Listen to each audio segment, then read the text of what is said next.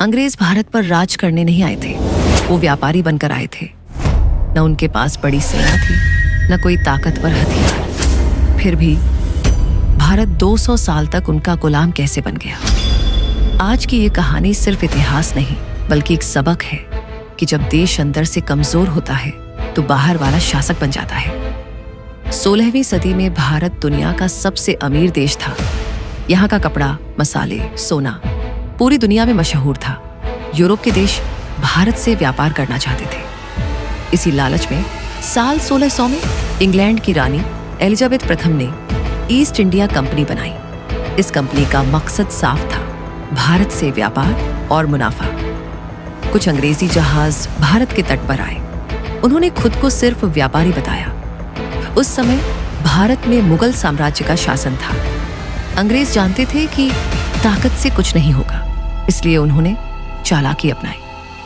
मुगल बादशाह जहांगीर से व्यापार की अनुमति मांगी। धीरे धीरे सूरत, मद्रास, बंबई और कलकत्ता में अपने व्यापारिक केंद्र खोल लिए।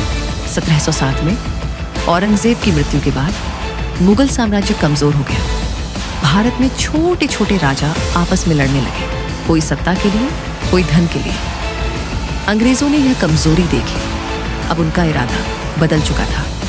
व्यापार के साथ साथ सत्ता पाने की योजना शुरू हो गई। अंग्रेजों की सबसे खतरनाक नीति थी, फूट डालो और राज करो। एक राजा को दूसरे राजा के खिलाफ भड़काया गया, किसी को लालच दिया गया, किसी को डराया गया।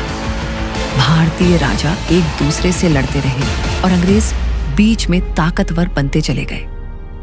साल 1757 प्लासी की लड़ाई। नवाब सिराजुद्दौला अंग्रेजों से लड़े, लेकिन अंग्रेजों ने मीर जाफर को खरीद लिया।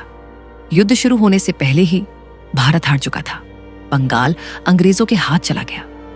यहीं से अंग्रेज व्यापारी नहीं, शासक बन गए। इसके बाद एक एक कर भारत की रियासतें गिरती चली गईं। सहायक संधि, झूठे समझौते और धोखे।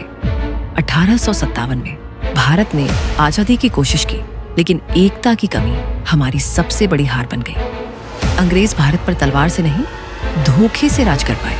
ये कहानी हमें सिखाती है, अगर हम एक नहीं होंगे तो इतिहास खुद को दोहराएगा। इतिहास को जानना जरूरी है ताकि आजादी की कीमत हम कभी न भूलें।